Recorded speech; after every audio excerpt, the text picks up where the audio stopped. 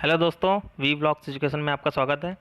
Library and information science के practice set की series में आगे बढ़ते हुए आज हम प्रैक्टिस सेट नंबर 6 को सॉल्व करेंगे। तो आज के प्रैक्टिस सेट में काफ़ी क्वेश्चन मैंने कवर किए हैं, जिसमें आप काफ़ी कुछ जानने आपको मिलेगा जो लाइब्रेरी साइंस से रिलेटेड है। तो आइए आगे बढ़ते हैं इसमें। तो यहाँ पे पहला क्वेश्चन है, what was DELNET name before 1991। तो मैं इसको हिंदी में भी आपको बताता हूँ। क्या पूछा गया है कि डेलनेट का जो नाम है 1991 से पहले क्या था। तो पहले हम ये जान लेते हैं कि इस समय डेलनेट का नाम क्या है। इस समय इसका नाम है डेवलपिंग लाइब्रेरी नेटवर्क। ठीक है, तो इसमें यहाँ पूछा गया 1991 से पहले इसका क्या नाम है। तो यहाँ पे देखिए इसका आंसर क्या होगा, दिल्ली लाइब्रेरी नेटवर्क। ठीक है, इसका आंसर होगा दिल्ली लाइब्रेरी नेटवर्क। आगे बढ़ते हैं। अगला क्वेश्चन है एथरनेट यूजेज। तो यहाँ पे पूछा गया जो एथरनेट है वो किस टोपोलॉजी को यूज़ करता है। तो यहाँ पे इसका आंसर क्या होगा, इसका आंसर होगा बस टोपोलॉजी। तो आप इसको याद कर लीजिएगा। आगे चलते हैं। Books in print is a national database which has been developed by. तो यहाँ पे पूछा गया है कि जो बुक्स इन प्रिंट है वो एक नेशनल डाटाबेस है, इसको कौन डेवलप करता है। तो यहाँ पे इसका आंसर क्या होगा, इसका आंसर होगा डेलनेट। ठीक है, इसका नाम मैंने आपको बताया अभी पहले, इसका नाम है डेवलपिंग लाइब्रेरी नेटवर्क। इसका पहले नाम था 1991 से पहले इसका नाम था दिल्ली लाइब्रेरी नेटवर्क। तो यहाँ पे इसको एक बार मैंने रिवाइज कर दिया है, तो आपको सुनते ही याद होना चाहिए। काफ़ी इजी क्वेश्चन है, तो ये सब बेसिक क्वेश्चन है, आपको याद होने चाहिए। आगे बढ़ते हैं। How long IPv6 address. तो यहाँ पूछा गया है कि जो IPv6 एड्रेस है वो कितना लंबा होता है, यानी कितने बिट्स का होता है।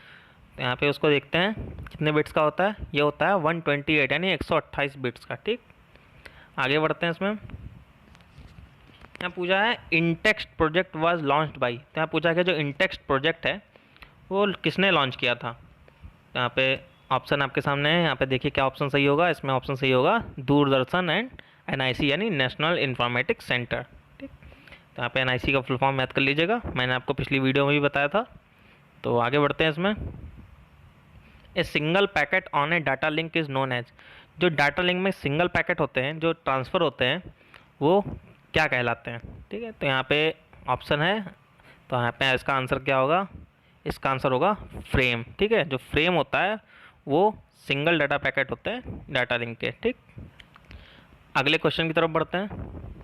अगला क्वेश्चन है a document description is not found in a. तो यहाँ पे पूछा गया है जो डॉक्यूमेंट का डिस्क्रिप्शन होता है यानी उसकी डिटेल्स होती हैं वो किस में नहीं पाई जाती हैं। तो यहाँ पे ऑप्शन दिए हैं, तो यहाँ पे आप ऑप्शन से ही पता लगा सकते हैं। जो साइटेशन होता है वहाँ पे भी हम डॉक्यूमेंट की डिस्क्रिप्शन को देते हैं यानी उसकी डिटेल्स को बताते हैं। कैटलॉग एंट्री में भी हम उसकी डिटेल्स को बताते हैं, बिब्लियोग्राफिक एंट्री में भी बताते हैं, लेकिन हम क्लास नंबर में हम कभी नहीं बताते। इसका आंसर क्या होगा, क्लास नंबर। ठीक है, आगे बढ़ते हैं। Analytical entry is prepared for. तो यहाँ पूछा गया जो एनालिटिकल एंट्री होती है वो किसके लिए प्रिपेयर होती है। तो यहाँ पे ये कैटलॉगिंग का क्वेश्चन है। तो यहाँ पे किस लिए प्रिपेयर होती है, ये होती है पार्ट ऑफ डॉक्यूमेंट। तो इसका मतलब होता है कि जैसे मल्टी वॉल्यूम बुक है, यहाँ पे एक बुक की काफ़ी वॉल्यूम होते हैं। तो यहाँ पे जब आप कैटलॉग एंट्री प्रिपेयर करते हैं तो आप मेन एंट्री तो आप उसके मेन टाइटल से बनाएंगे, पर उसको आप एडेड एंट्री जो बनाएंगे तो वहाँ पे आपको वॉल्यूम जो होती हैं उनका भी टाइटल देना होगा। तो उनके टाइटल देने के लिए आप एनालिटिकल एंट्री बनाते हैं। तो इसके बारे में आपको ज़्यादा डिटेल में समझना है कि कैसे बनती है, तो आप मेरी मल्टी वॉल्यूम वाली जो कैटलॉग एंट्री मैंने बताई है, मेरी वीडियो है, उस पर जाके आप देख सकते हैं। लिंक मैं आपको डिस्क्रिप्शन में दे दूँगा, तो वहाँ से आप समझ सकते हैं कि एनालिटिकल एंट्री कब बनाई जाती है। तो आगे बढ़ते हैं। अगला क्वेश्चन है CIX स्टैंड्स फॉर, यानी CIX का फुल फॉर्म क्या है। तो यहाँ पर CIX का फुल फॉर्म क्या है, इसका फुल फॉर्म है कॉमर्शियल इंटरनेट एक्सचेंज। ठीक, तो आगे बढ़ते हैं। इसमें अगला क्वेश्चन है which is use to provide right information to the right person at the right time of proper decision making. तो यहाँ पे पूछा गया है, तो इसमें है कि यहाँ पे पूछा है कि प्रॉपर डिसीजन मेकिंग के लिए हम क्या यूज करते हैं जो राइट इन्फॉर्मेशन को राइट पर्सन के पास राइट टाइम पे पहुँचा दे। ठीक है, तो यहाँ पे इसका ऑप्शन क्या होगा, यहाँ पे होगा MIS यानी मैनेजमेंट इंफॉर्मेशन सिस्टम। तो इसका फुल फॉर्म है, इसको याद रखें।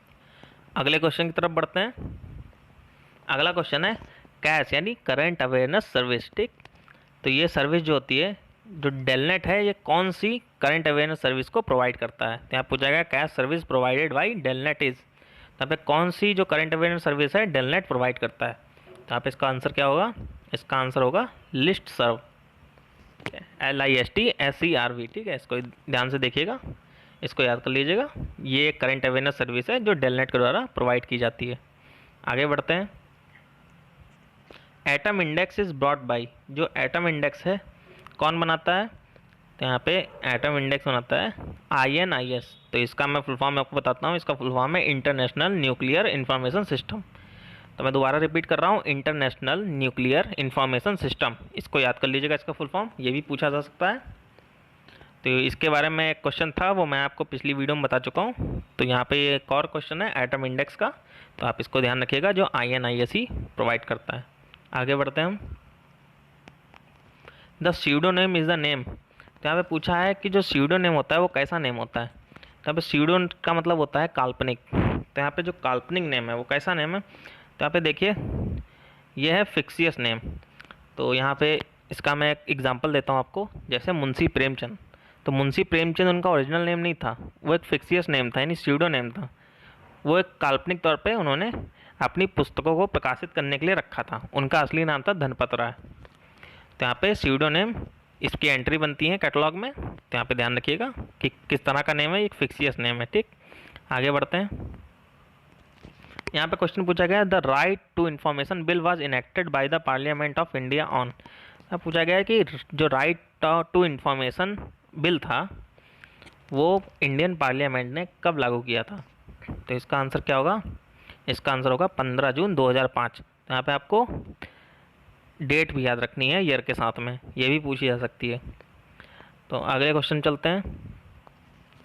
Who defined notation as short hand sign. तो यहाँ पूछा गया है जो नोटेशन होते हैं उनको शॉर्ट हैंड साइन के रूप में किसने परिभाषित किया था? तो यहाँ पे इसका आंसर क्या होगा? देखिए, इसका आंसर होगा EC रिचर्डसन। ठीक है, EC रिचर्डसन ने नोटेशन को as a short hand sign define किया था। ठीक, अगले क्वेश्चन चलते हैं। Who was the director of Raja Ram Mohan Roy library foundation, यानी RRLF। ठीक, तो यहाँ पे क्वेश्चन को थोड़ा सा सही कर लीजिएगा। यहाँ पे पूछा है who was the first director, यानी पहले डायरेक्टर कौन थे राजा राम मोहन रॉय लाइब्रेरी फाउंडेशन के? तब इसका आंसर क्या होगा? BP बरुआ। ठीक है, ये पहले डायरेक्टर थे, तो नाम इनका याद रखिएगा। आगे बढ़ते हैं। Indian press index was published.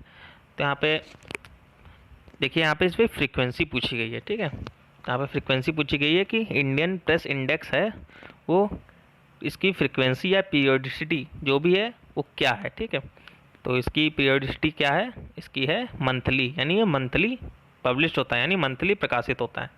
ठीक है, अगले क्वेश्चन चलते हैं। अगला क्वेश्चन है facts of file is weekly digest of. देखिए, यहाँ पे क्वेश्चन एक और कवर हो गया। यहाँ पे पूछा है facts of file is a weekly digest of. तो यहाँ पे ये भी बता दिया गया कि जो फैक्ट्स ऑफ फाइल है ये एक वीकली डाइजेस्ट, यानी इसकी फ्रीक्वेंसी वीकली है। ठीक है, तो इसकी फ्रीक्वेंसी भी आप याद कर लीजिए। तो यहाँ पे क्या कवर करता है? ये टॉपिक पूछ रहा है कि कौन सा टॉपिक कवर करता है, तो फैक्ट्स ऑफ फाइल कवर करता है वर्ड इवेंट्स। ठीक है, जो वर्ड इवेंट्स हैं उनको कवर करता है। अगले क्वेश्चन चलते हैं।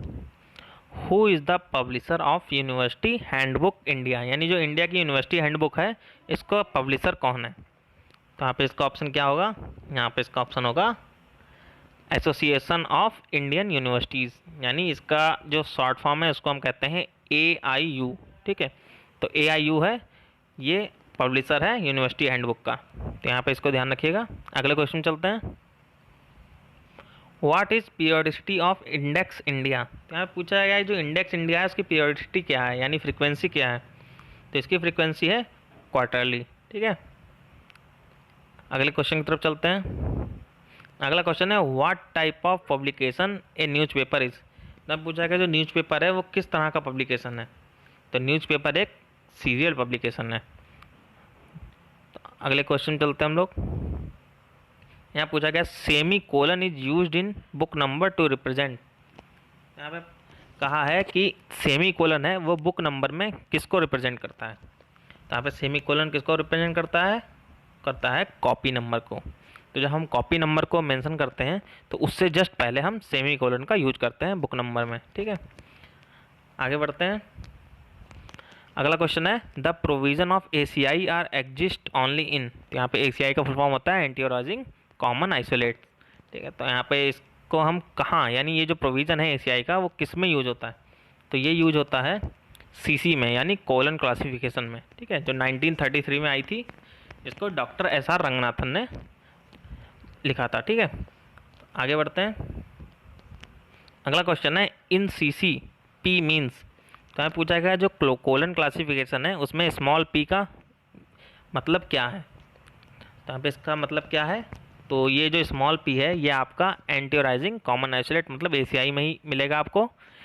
इस p का मतलब होता है कॉन्फ्रेंस, यानी कॉन्फ्रेंस या कॉन्फ्रेंस प्रोसीडिंग, ठीक है। तो यहाँ पे इस p का मतलब कॉन्फ्रेंस प्रोसीडिंग होता है, तो यहाँ पे इसका आंसर होगा कॉन्फ्रेंस। तो यहाँ पे आज की वीडियो समाप्त होती है। अगर आपको वीडियो अच्छी लगे तो वीडियो को लाइक करिए और मेरे चैनल को सब्सक्राइब करिए। आप मुझे टेलीग्राम पे भी फॉलो कर सकते हैं, ट्विटर पे भी फॉलो कर सकते हैं। आपको इस वीडियो की PDF टेलीग्राम पे मिल जाएगी, मैं आपको लिंक प्रोवाइड कर दूंगा, आप वहाँ से जाकर डाउनलोड कर सकते हैं। धन्यवाद।